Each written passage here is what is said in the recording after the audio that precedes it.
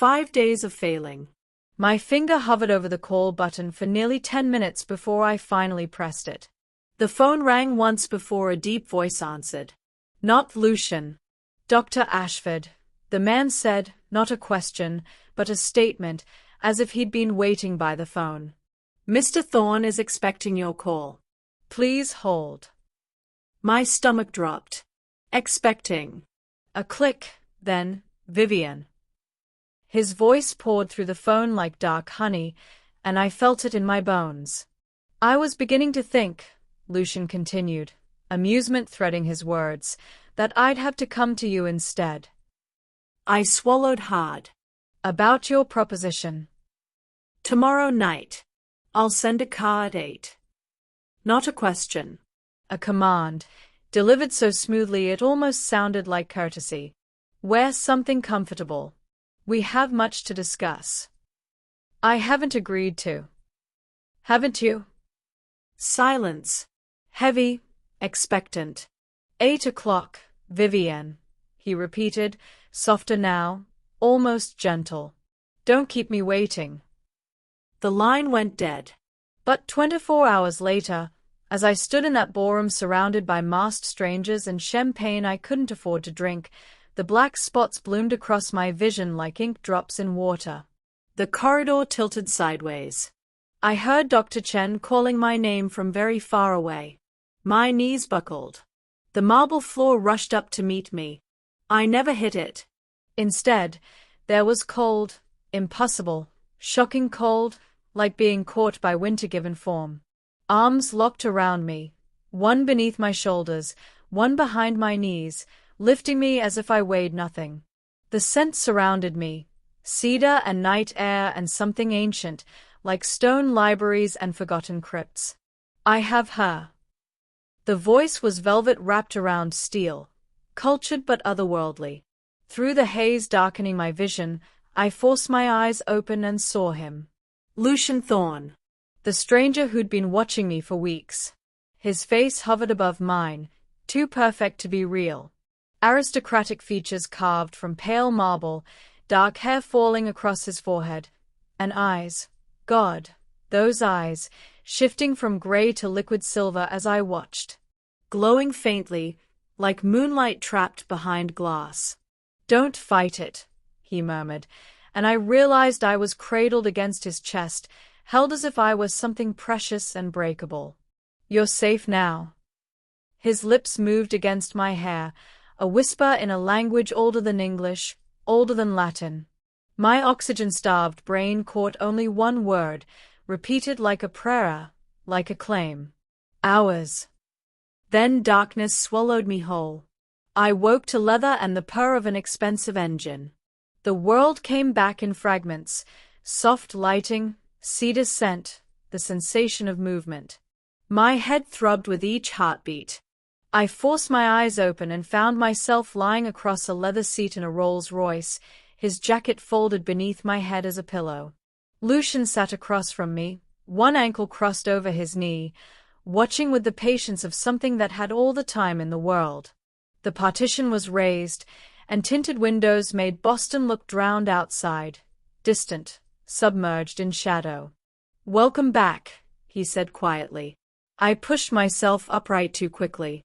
The world tilted, and his hand shot out, steadying me with fingers wrapped around my wrist. Cold fingers. Impossibly cold. I jerked back instinctively. Something flickered across his face, hurt, as if I'd rejected something sacred. Where are we going? Fear roughened my voice. Somewhere private. He withdrew his hand slowly, deliberately. We need to discuss what I am, what you are, and why, after 400 years of walking this earth, I felt my dead heart recognize its other half. The air left my lungs. 400 years. Dead heart. You're insane, I whispered, even as my medical training catalogued the impossible. No visible breathing, skin temperature 20 degrees too low, eyes that reflected light like a predator's. I'm a vampire, Vivienne. He said it like stating his profession. Simple fact. And before you convince yourself this is delusion, let me save us time. He leaned into passing streetlight. I watched, horrified and transfixed, as his eyes bled from gray to molten silver. Not contacts. Not tricks. His pupils elongated, cat-like, and when he smiled, delicate fangs caught the light. Born in 1624. Turned at 28 during London's plague years. I've ruled New England since 1702. He studied my face like art. I don't breathe. Don't sleep. Haven't aged in 4 centuries. And 3 weeks ago, I saw you serving champagne to people who didn't see you, and for the first time since my human death, I felt alive. I pressed back against the seat, trembling. This isn't real. Touch me, he interrupted, extending his hand. Check my pulse. Use that brilliant mind, Dr. Ashford. Accept what the evidence tells you. I should have refused. Instead, I pressed shaking fingers to his wrist. Nothing. No pulse. No warmth. Just cold, still flesh over silent veins. I moved to his throat, feeling for the carotid. Perfect, terrible stillness. Your turn, he murmured, and his fingers wrapped around my wrist, thumb over my racing pulse. Feel that. The thunder of life, hot and mortal. His eyes lifted, silver and ancient and hungry. I can hear it from across a room. Smell it singing beneath your skin. Then why haven't you? I couldn't finish.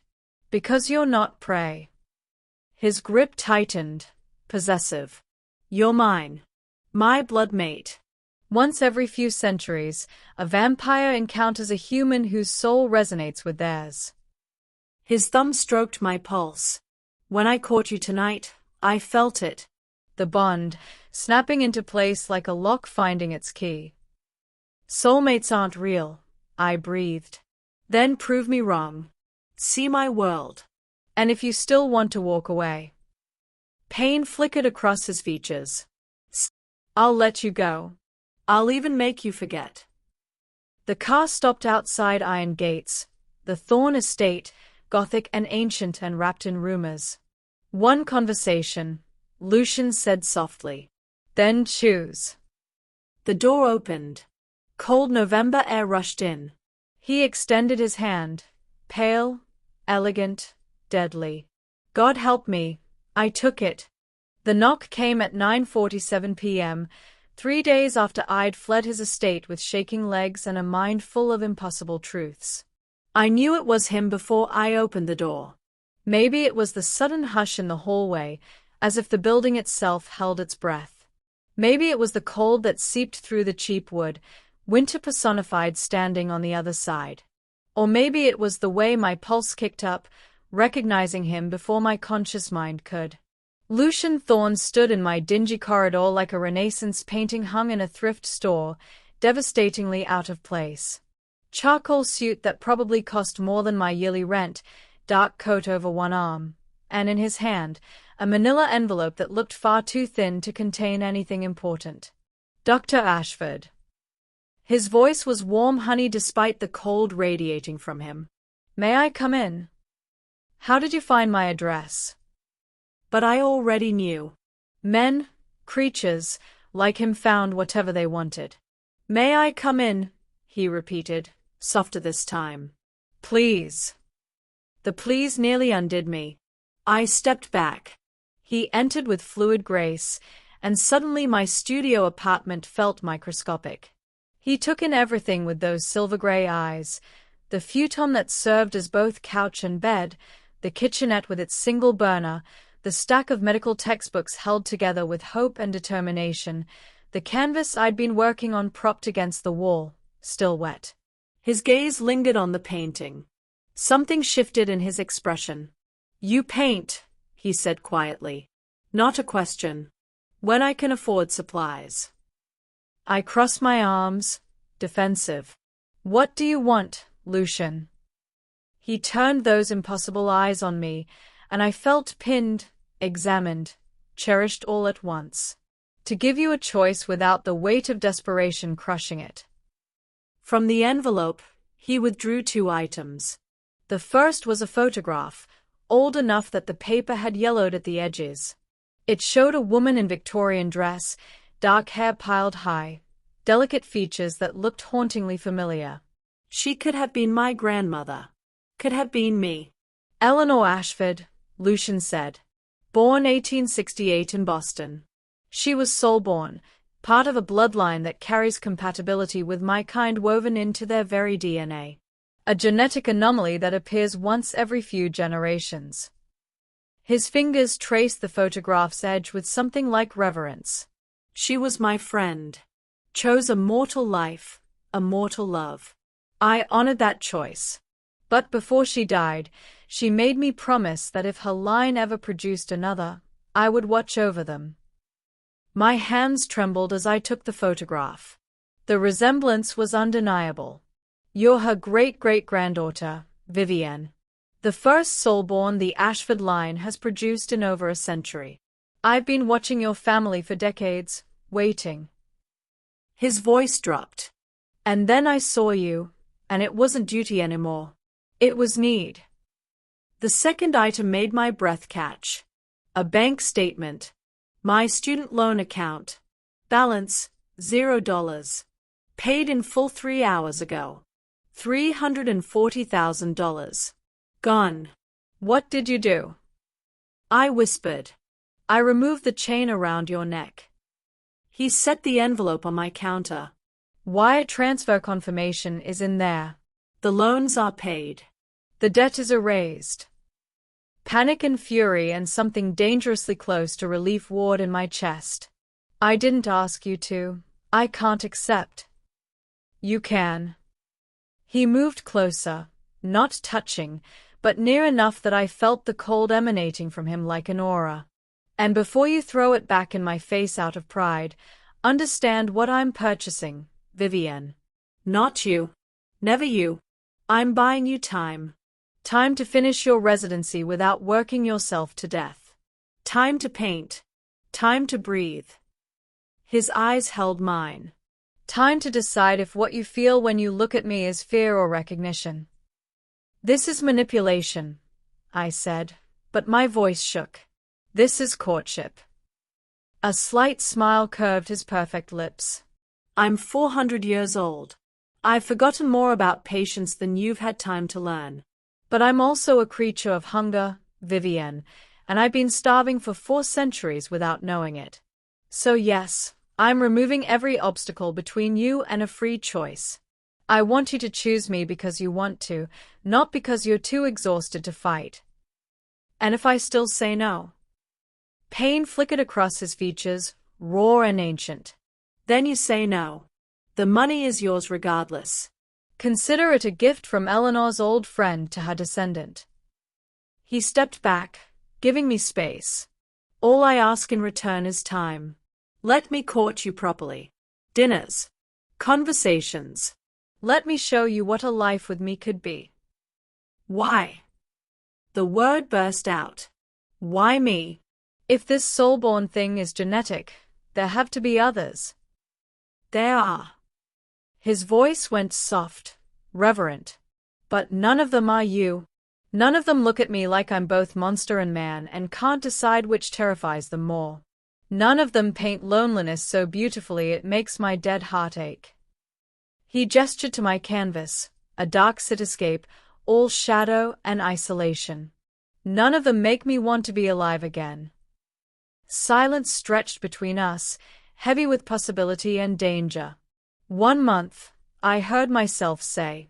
You get 1 month to prove this is real and not some supernatural obsession.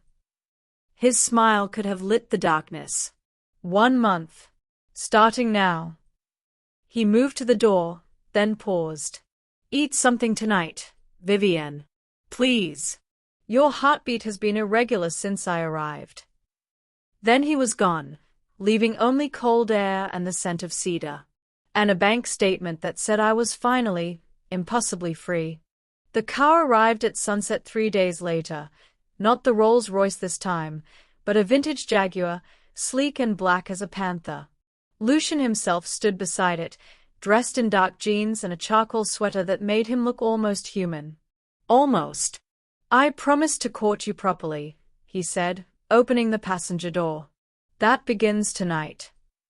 The drive north took us out of Boston, along the coast where old money had built monuments to permanence. Salt air whipped through the cracked window, and I watched Lucian's profile as he drove, the sharp line of his jaw, the casual grace of his hands on the wheel, the absolute stillness of his chest. No breath. No heartbeat. Just beautiful, impossible death. "Where are we going?" I asked. "Home." He glanced at me, eyes silver gray in the dying light. "My real home. Not the Beacon Hill estate where I conduct business. This is older, more honest." The mansion emerged from coastal fog like something from a Gothic novel, all stone and iron and windows that reflected the sea like dark mirrors. It perched on a cliff, waves crashing against rocks below, surrounded by wild gardens that had long ago won their war against cultivation. "I built this in 1710, Lucian said as we approached the heavy oak doors. "After I grew tired of pretending to be civilized." Inside was a revelation. No corporate coldness, no sterile modern design. Just old wood and older books, fireplaces large enough to stand in, and art, God, everywhere, art. Paintings cover the walls in dense salon style, sculptures occupied corners, sketches were framed and propped on every available surface. "You really do collect," I breathed. "I collect beauty." His voice came from directly behind me, close enough to feel the cold radiating from him. "I've had 400 years to recognize it in all its forms." He led me to a library where fire crackled in the hearth, for ambience, not warmth he didn't need. 2 glasses waited on a low table. Wine for me, rhubarb red. Something darker, thicker for him, in a crystal tumbler. I didn't ask what it was. "Tell me about the bond," I said instead, settling into a leather chair that probably cost more than my medical degree. "The truth. All of it." Lucian sat across from me, cradling his glass, firelight playing across features too perfect for nature. "The mate bond is recognition at the cellular level. Your DNA carries markers that sing to mine, an evolutionary accident that makes certain humans compatible with vampires. We can sense it, smell it, feel it like gravity. And you felt this with me. The moment I saw you."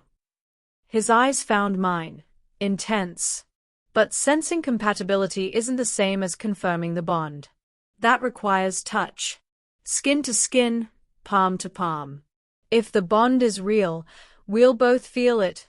Energy, recognition, a connection that transcends the physical." My pulse quickened. "And if it's not real? Then I'm 400-year-old fool who mistook obsession for destiny." A slight smile, self-deprecating and somehow vulnerable. "But I don't think I am." He set down his glass and extended his hand across the small table between us. Palm up. Offering, not demanding. "I won't touch you without permission, Vivienne. Not for this. This has to be your choice." I stared at his hand, pale, elegant, motionless as marble. My medical training screamed that this was impossible, that dead things didn't move or speak or look at me like I was the answer to centuries of questions. But my heart, my traitorous, racing heart, remembered how safe I'd felt in his arms when I'd fallen. How his whispered hours had sounded less like possession and more like prayer. "If I do this," I said slowly, "and the bond is real, what then?" "Then we take it one day at a time. I court you. You learn my world. And eventually, if you choose, I offer you eternity at my side." His hand remained steady, patient.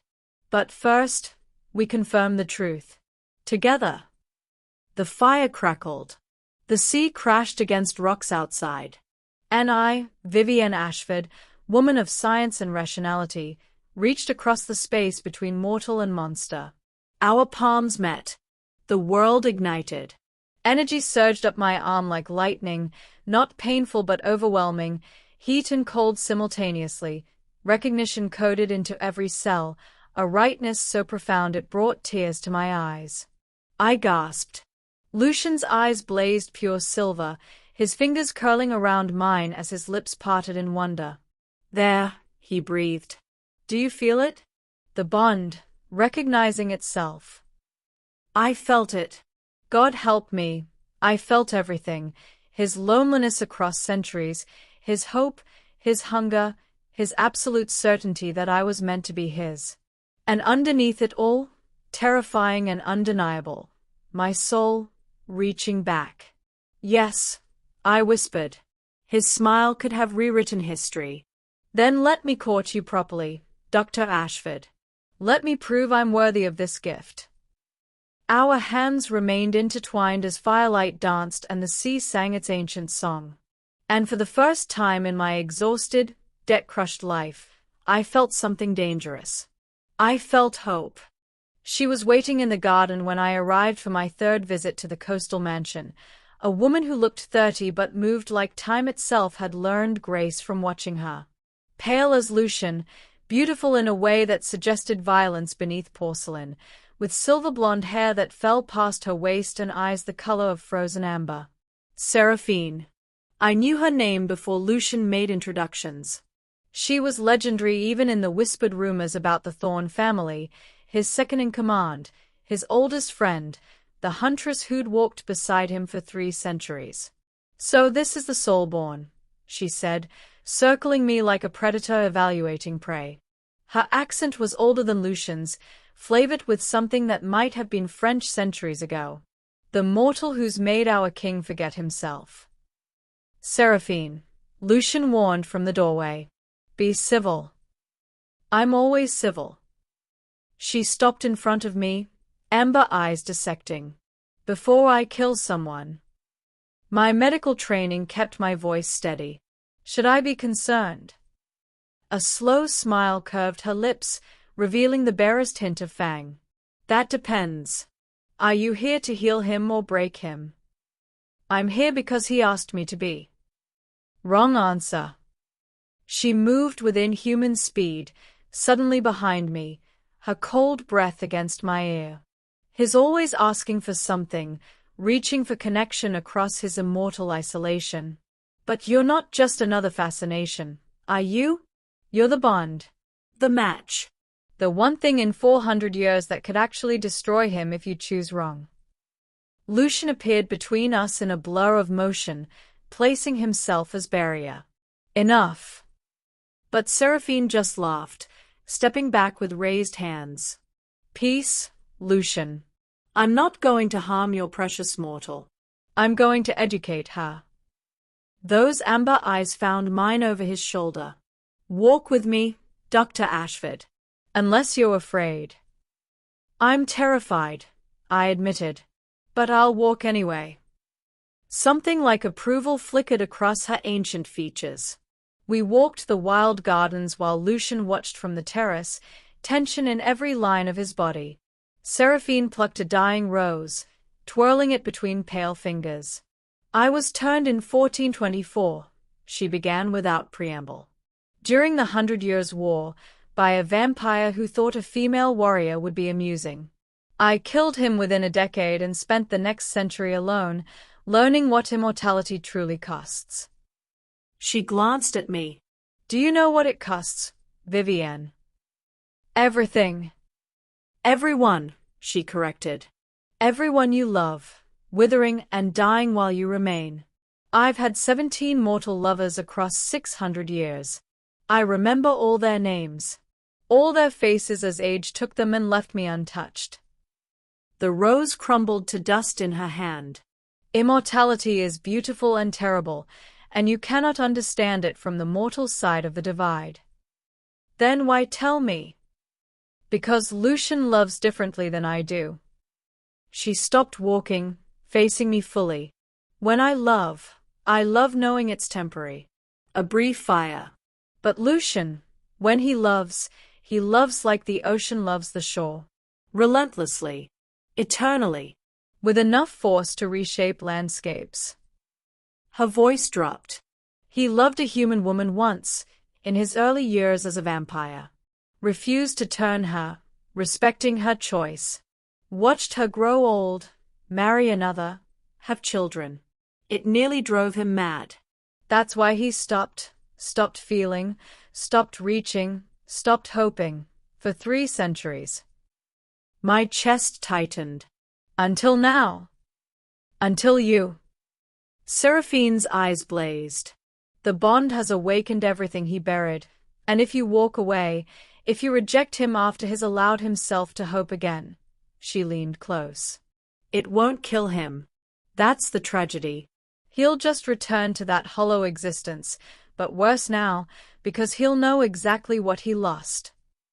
Are you threatening me? I'm warning you. Her hand shot out, gripping my chin with cold fingers, forcing me to meet her gaze. Lucian's love is all-consuming.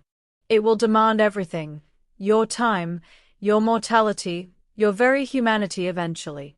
He will want to transform you, keep you, bind you to him for eternity. And he will do it beautifully, patiently, until you can't remember what life was like before he became your entire world. She released me, stepping back. So choose carefully, Dr. Ashford. Choose knowing what you're taking on. Because if you accept this bond, there is no half measure with him. It's eternity or nothing. And if I choose nothing? Pain flickered across her ancient features. Then I'll help him survive it. As I always have. She turned toward the mansion where Lucian waited. But I hope you don't. For all his darkness, he deserves this one beautiful thing. He deserves you. She vanished in a blur of supernatural speed, leaving me alone with the dying gardens and impossible choices.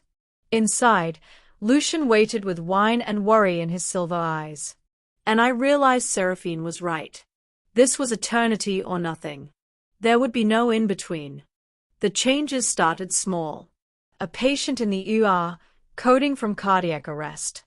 I placed my hands on his chest during compressions and felt heat surge through my palms, not metaphorical, but actual burning warmth that made the attending physician flinch when he touched me. The patient's heart restarted on its own. Spontaneous return of circulation, the chart said. Miracle, whispered the nurses. I knew better. 3 days later, working a night shift, the power failed. Emergency generators kicked in too slowly, leaving us in darkness for nearly 30 seconds. But I could see, every detail sharp and clear as daylight, my vision somehow compensating, adjusting, turning night into grayscale clarity. Then came the emotions. A woman grieving her mother's death, sitting in the waiting room with dry eyes and clenched fists. When I sat beside her to discuss organ donation, her anguish hit me like a physical wave, crushing, drowning, hers but somehow also mine. I felt every jagged edge of her loss until I had to excuse myself to the bathroom to breathe. By the end of the week, I was terrified. I called Lucian at 2 a.m., hands shaking. He answered on the first ring as if he'd been waiting centuries for this exact call. Something's wrong with me, I whispered. I'm on my way. He arrived in 20 minutes, impossible from the coast, but I'd stopped questioning impossible. We sat in my apartment while I catalogued everything, the healing touch, the night vision, the empathic episodes that left me gasping. It's not wrong, Lucian said quietly, taking my trembling hands in his cold ones. It's awakening. The bond is activating your soul-born abilities. My what? He pulled me to the futon, keeping my hands captive as if afraid I'd flee. Soul-born humans aren't just compatible with vampires for bonding. You carry latent supernatural abilities coded into your DNA, dormant until triggered by proximity to your mate. His thumb stroked my knuckles.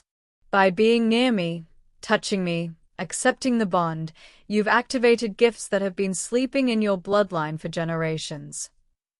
That's impossible. Genetics don't work like Vivienne. He waited until I met his eyes. You've touched a vampire's hand and felt your soul recognize his. You've watched my eyes turn silver and my fangs descend. At what point do we stop calling this impossible and start calling it your new reality? I wanted to argue. Couldn't. What else? I demanded. What other abilities? It varies by bloodline. Enhanced healing, both of yourself and others. Heightened senses. Emotional perception. Some soulborn develop minor telekinesis. Others can sense supernatural creatures instinctively. He paused. And all of them, eventually, stop aging as quickly. Your mortality extends, not immortality, but you might live a century and a half, perhaps two, aging slowly. My medical mind reeled. That's not biologically. It's supernatural biology. Different rules. He pulled me closer until I could feel the cold radiating from him. Your body is preparing itself, Vivienne. Becoming compatible not just spiritually but physically. If you chose transformation eventually, your soulborn nature means the turning would be easier, cleaner. You'd retain more of your humanity. And if I don't choose transformation? Pain flickered across his features. Then you live out your extended mortal life with these abilities growing stronger. You'd be formidable, a human with supernatural gifts. Coveted by other vampires, potentially dangerous to yourself without proper training. Training, I repeated numbly. I can teach you. Control, shielding, how to manage the empathic intrusions. His hands tightened on mine. Let me help you navigate this, Vivienne. You don't have to be afraid of what you're becoming. What am I becoming? He lifted my hand, pressing it over his silent heart. Something extraordinary. Something that stands between human and vampire, belonging fully to neither world but capable of bridging both. His eyes blazed silver. Something that's been calling to me across centuries, and I didn't even know I was listening. A patience monitor beeped in my memory, the one I'd saved with impossible heat from my palms. My hands tingled now, warm against Lucian's cold chest. Teach me, I whispered. His smile could have rivaled the sunrise he'd never see again.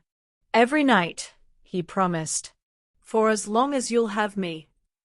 We started that night, meditation techniques centuries old, breathing exercises that helped me shield against emotional overflow, practice sensing the supernatural energy that apparently pulsed through everything. And as dawn approached and Lucian prepared to leave, I realized something terrifying. I wasn't becoming something new. I was finally becoming who I'd always been meant to be. The only question remaining was whether I'd become it alone. Or forever bound to the vampire king who'd awakened me. The invitation arrived on black cardstock with silver script that seemed to shimmer in lamplight. The night court convenes. Your presence is requested. Formal attire required. This is a terrible idea, I said, staring at the elegant threat in my hands. Lucian, standing in my apartment as twilight bled the sky purple, smiled without humor.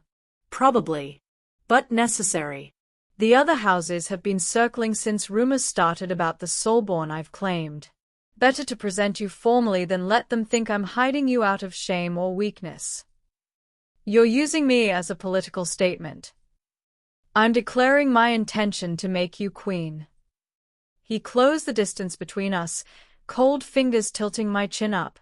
There's a difference. This isn't about politics, Vivienne. It's about making it clear to every vampire in New England that you're under my protection. That harming you means war. The dress he'd sent was midnight blue, silk that moved like water, cut to suggest rather than reveal. I felt simultaneously armored and exposed as his car, the Rolls-Royce this time, with its tinted anonymity, carried us to a mansion in the Berkshires that officially belonged to a reclusive tech billionaire. Unofficially, it was neutral ground, where the old powers met to discuss territory and treaties and the thousand small wars that kept immortal peace. Stay close to me, Lucian murmured as we entered. Speak only if directly addressed. And if anyone touches you without permission, don't hesitate. Use those soul-born abilities I've been training. Let them see you're not defenseless. The ballroom was a study in beautiful menace. Vampires, dozens of them, maybe more, dressed in designer elegance that couldn't quite hide their predatory nature. Conversations stopped as we entered. Eyes turned. Ancient, hungry, calculating. Lucian's hand settled possessively at the small of my back. Lucian Thorn. A voice called out, smooth as poisoned honey. We'd heard rumors you'd taken a pet. How domestic. The speaker emerged from the crowd, tall, dark-skinned, with eyes like chips of obsidian and a smile that promised cruelty.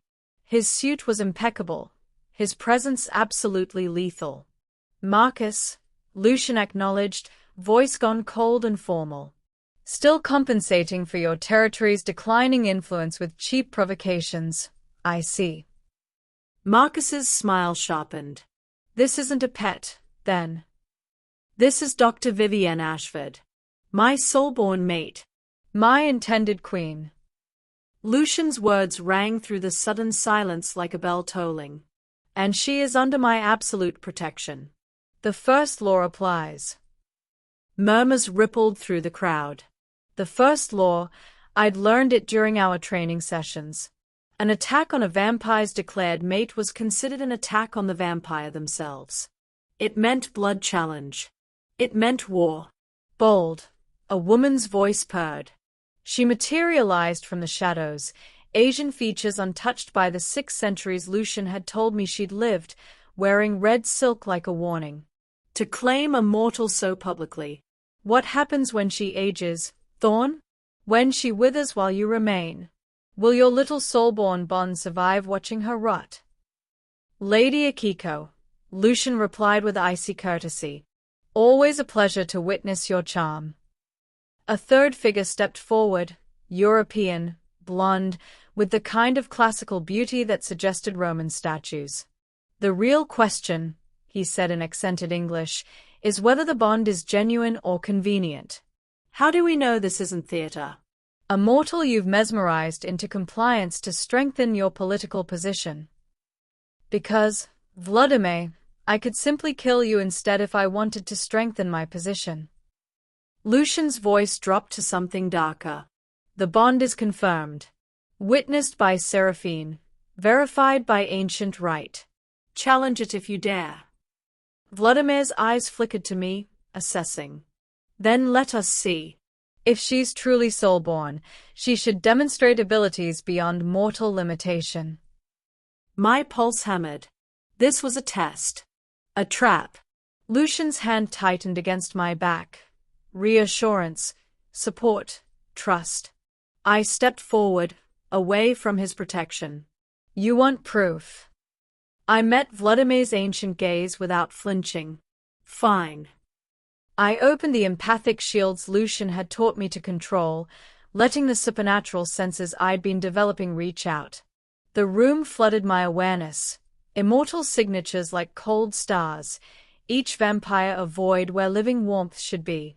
I could feel their hunger, their curiosity, their buried fear of what I represented. And I could feel something else. Vladimir's intent, sharp as a blade. He moved in a blur. Vampire speed meant to startle, to make me flinch. I didn't. Instead, I raised my hand and pushed, not physically, but with the telekinetic ability that had been emerging over the past weeks. Energy surged from my palm. Vladimir stopped mid-lunge as if he'd hit an invisible wall, surprise flashing across his ancient features. The room went utterly silent. Soul-born, someone whispered. Vladimir stepped back, reassessing. Impressive. She has potential. His smile turned predatory. Which makes her valuable. And vulnerable. How many would pay to possess what Thorn has claimed? To study her bloodline? To breed it? Lucian moved with terrifying speed, suddenly at my side, eyes blazing pure silver. Touch her and I will burn your entire bloodline to ash. Is that a threat? It's a promise. The air crackled with supernatural tension, violence brewing just beneath civility's surface. Then Marcus laughed. Dark, amused, dangerous. Welcome to immortal politics, Dr. Ashford, where even love is a weapon.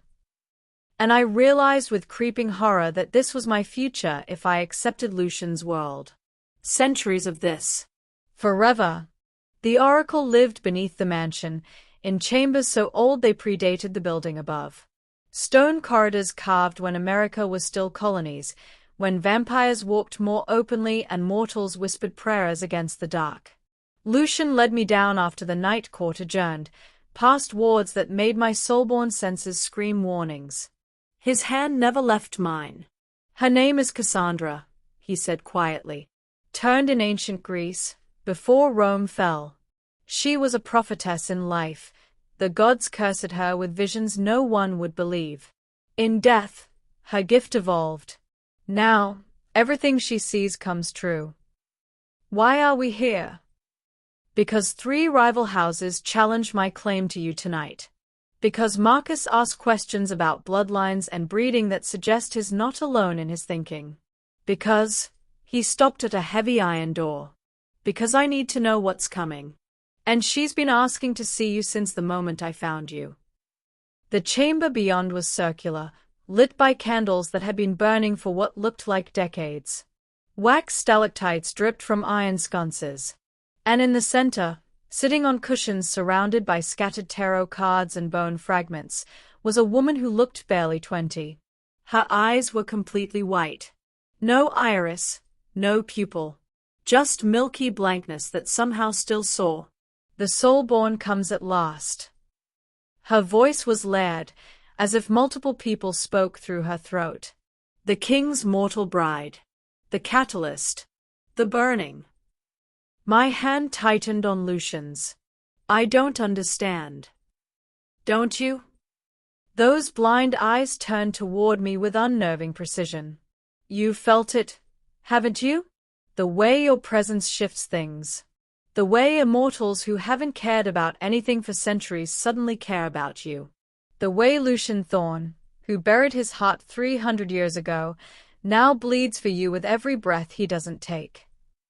She rose in one fluid movement, crossing to me with bare feet silent on stone. Up close, I could see symbols tattooed across her skin, languages dead before English existed. Give me your hand, child. I looked to Lucian. He nodded, jaw tight. Cassandra's fingers closed around mine, cold like all of them, but different. Ancient cold. The cold of civilizations lost to time. Her white eyes rolled back, and when she spoke, her voice fractured into something older, stranger. The king's mortal bride will either unite the houses or burn them all. The words hit like prophecy and verdict simultaneously. The bloodlines fracture, she continued, still holding my hand in a grip like iron. Territory wars simmer beneath civility's surface. The old treaties fray. Vampires grow restless in the modern world. Too many humans, too much technology, too little mystery to hide behind. They need something to believe in, or something to destroy. Her eyes focused suddenly on mine, and I saw terror in that white gaze. You are the choice they didn't know they were waiting for, Vivienne Ashford.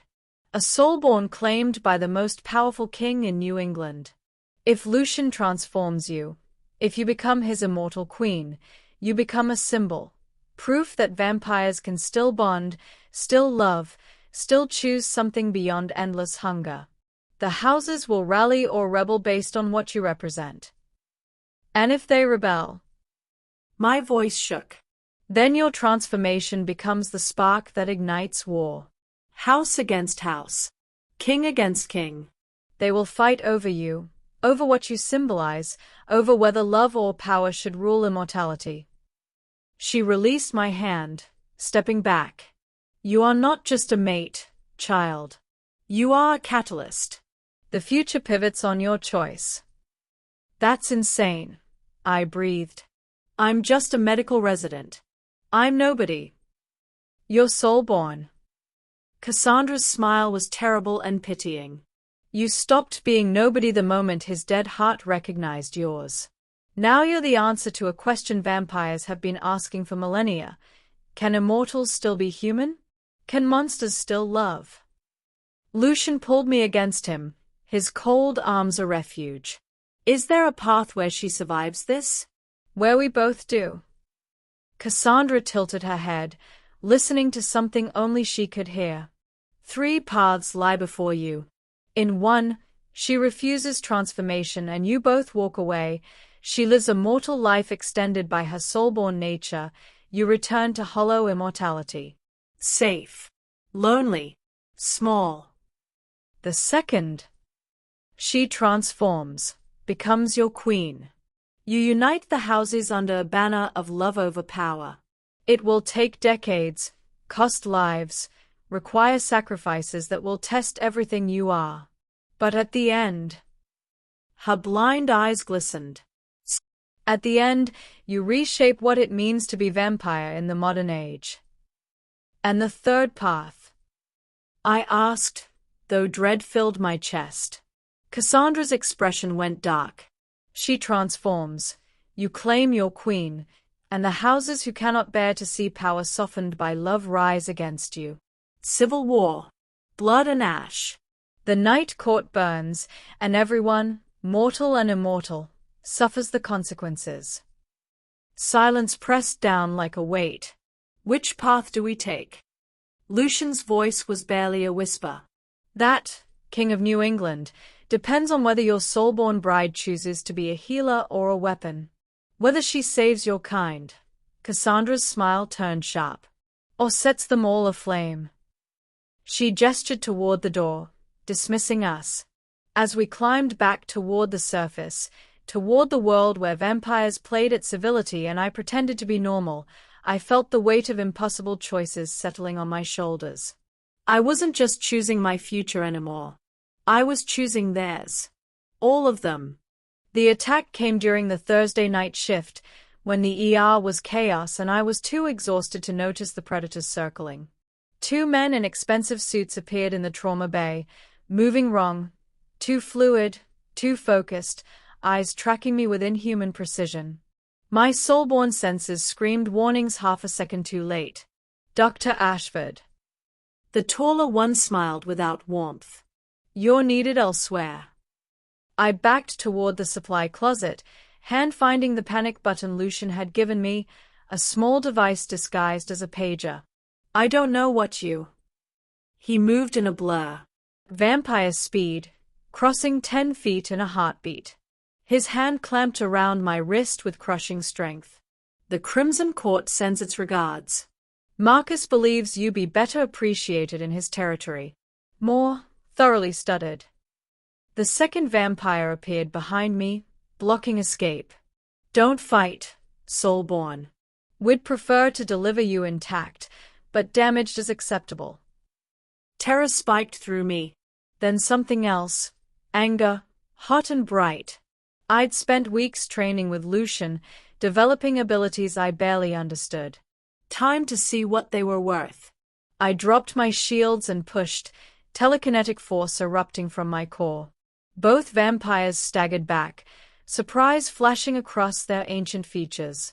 Not much, not far, but enough. Enough for the lights to shatter. The ER plunged into darkness. Emergency generators kicked in too slowly, leaving precious seconds of shadow. But I could see, soulborn night vision turning darkness into gray clarity. The vampires could too, already recovering, moving to flank me. Then the temperature dropped 20 degrees in an instant. The shadows didn't just deepen. They moved, coiling like living things, like serpents made of darkness itself. Both vampires froze, heads snapping toward the entrance where impossible cold radiated like a wave. Lucian stood in the doorway. But not the Lucian I knew. Not the careful gentleman who courted me with wine and patience. This was something older, colder, infinitely more dangerous. His eyes blazed pure silver, illuminating the darkness. Shadows wrapped around him like a cloak, responding to his presence as if he commanded darkness itself. When he spoke, his voice resonated with supernatural power that made the very air vibrate. "You touched what belongs to me." The taller vampire raised his hands, backing up. "Thorn, we were just silenced." The word wasn't a command. It was reality rewriting itself. The vampire's mouth kept moving but no sound emerged, his voice simply gone. Erased by will alone. Lucian moved. I'd seen vampire speed before. Marcus's blur at the night court, Seraphine's predatory grace. This was different. Lucian didn't just move fast. He moved through space as if distance was optional, as if the laws of physics were suggestions he chose to ignore. One moment he stood in the doorway. The next, his hand was buried in the second vampire's chest, fingers wrapped around something that pulsed with dark light. The vampire's scream cut off abruptly as Lucian pulled, extracting what looked like solidified shadow, the creature's immortal essence. "Marcus sent you."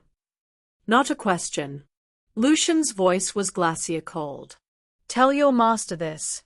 Touch her again, even think about her too loudly, and I will come for him. I will drag him into sunlight and watch him burn for decades before I allow him the mercy of true death."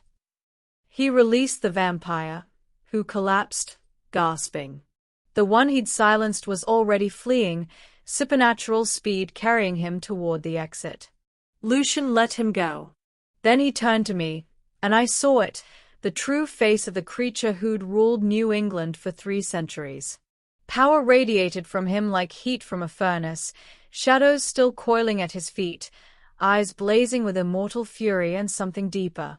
Something possessive and primitive and utterly inhuman. "Did they hurt you?" His voice gentled fractionally, but the power remained. "Vivienne, answer me."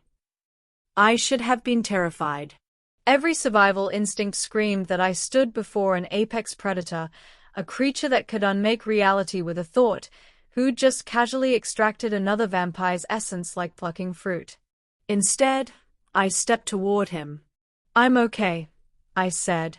"You came. Always." The shadows receded slightly, his eyes fading from blazing silver to their usual gray-silver. "You called and I came. I will always come."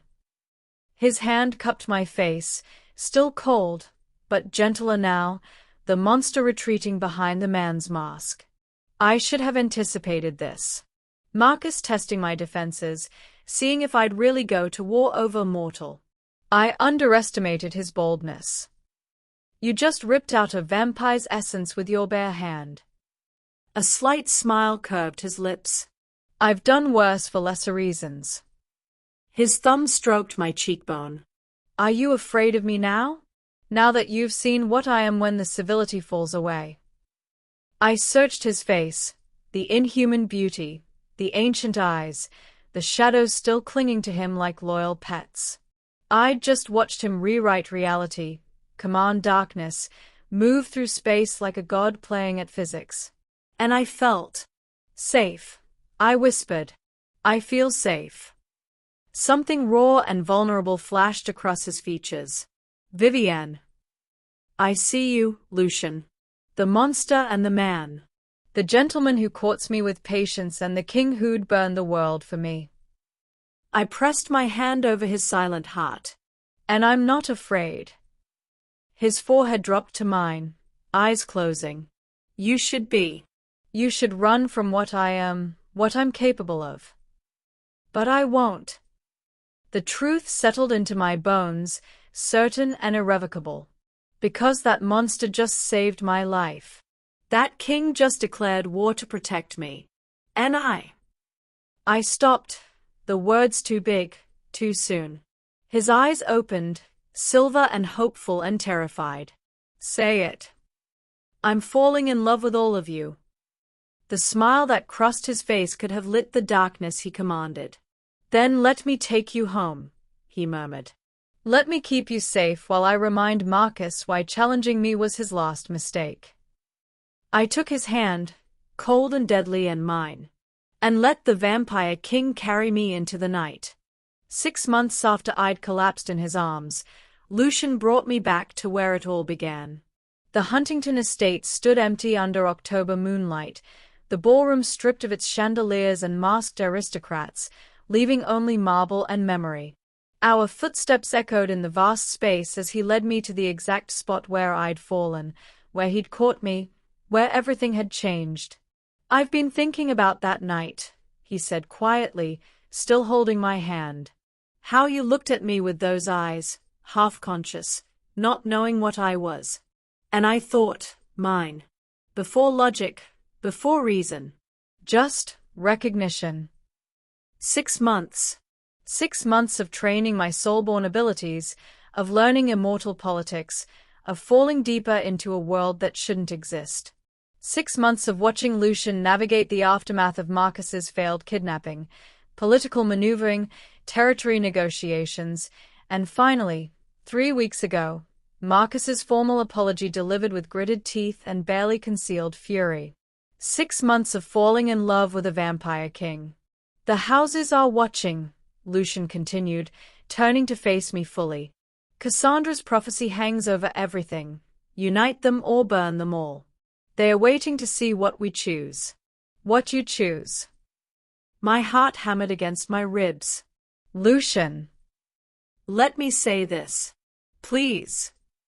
He took both my hands, and I felt the familiar cold, the stillness of death animated by something stronger. "I've walked this earth for 400 years. I've seen empires rise and fall. I've loved and lost and learned to stop feeling anything at all. And then you," his voice cracked slightly. "Then you stumbled into my existence and reminded me what it meant to be alive." He released my hands and, with fluid grace that still stole my breath, knelt before me on the marble floor. From his coat, he withdrew a crystal vial filled with liquid that shimmered like captured starlight, silver and blue and otherworldly.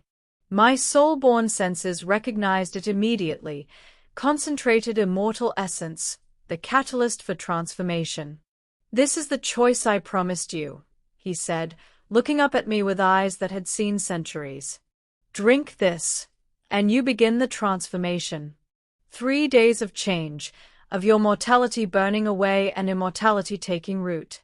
You'll wake as a vampire, my equal, my queen, bound to me for eternity." He paused. "Or refuse, and I'll honor it. You'll live out your extended soul-born life, and I'll love you for every moment of it, even knowing I'll lose you eventually." Tears blurred my vision. "And the prophecy? Unite or burn?" "That depends on you. On what kind of queen you choose to be, if you choose to be one at all." A slight smile touched his lips. "Though I suspect you've already decided. You're terrible at hiding your emotions, Dr. Ashford." He was right. I'd known my answer for weeks, maybe months. Maybe since the moment he'd wielded shadows and time itself to protect me, and I'd felt safe instead of terrified. "The houses that resist," I said slowly. "The ones who'll see me as weakness, as love's softening power. We'll face them together. We'll show them that love doesn't weaken, it transforms. That choosing connection over isolation isn't surrender, it's evolution." His hand tightened on the vial. "But only if you want this. Only if you choose it freely." I looked around the empty ballroom, remembering the woman I'd been 6 months ago, exhausted, drowning in debt, invisible to everyone except the vampire king who'd seen straight through to my soul. That woman had been surviving. Barely. The woman I was now, soul-born, trained, loved by an immortal who'd waited centuries to find her. She wasn't just surviving. She was ready to live. Forever. "I choose you," I whispered. "I choose us. I choose eternity." The smile that broke across Lucian's face was radiant, human, beautiful. He rose in one smooth motion, uncorking the vial. "Then drink, my Vivienne. Drink and become what you are always meant to be." I took the crystal vessel, feeling its cold weight, its terrible promise. The essence inside swirled like liquid mercury, like moonlight given form. Will it hurt? I asked. Yes. Transformation is agony. Your mortality doesn't surrender easily. But I'll be there. Every moment. Holding you through it. His hand cupped my face. And when you wake, you'll wake to forever. With me. I raised the vial to my lips. To burning or uniting, I said. To love, Lucian corrected softly. I drank. The essence tasted like starlight and winter and something ancient beyond words. It burned down my throat, cold fire spreading through my veins, and I gasped. The vial slipped from my fingers, shattering on marble. Lucian caught me as my knees buckled, lowering us both to the floor. Already, I could feel it beginning, my heartbeat accelerating, my blood heating, my cells starting their terrible transformation. I've got you, he murmured against my hair. I've got you, and I'm never letting go. Pain blossomed in my chest, my heart racing faster, too fast, preparing for the final beats before immortal stillness. And through the agony, I felt Lucian's arms around me, his cold lips pressed to my forehead, his voice whispering promises of forever. The last thing I heard before the transformation dragged me under was his voice, steady as stone. Welcome home, my queen. Welcome to eternity. Then the world dissolved into silver fire. And I burned. And I was reborn. Ours. Finally, completely, eternally, ours.